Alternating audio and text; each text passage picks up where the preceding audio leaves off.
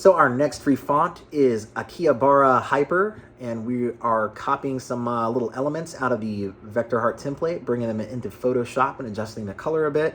Feel it out, figure out where we want to put things, contrast to the red and the white. Maybe we could use another piece, something like this. So we'll just go ahead and get the FM in there. Just figuring out how to put things together and organize it in the best way. And we'll bring that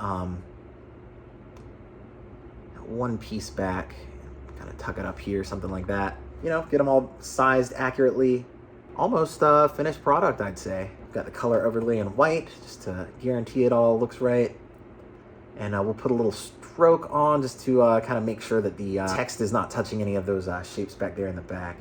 And we're just, just taking the time to figure it out. Like I said, it's graphic design is like a puzzle. We're figuring out how to present information in the coolest or most visually pleasing way, and it just takes time to figure that stuff out.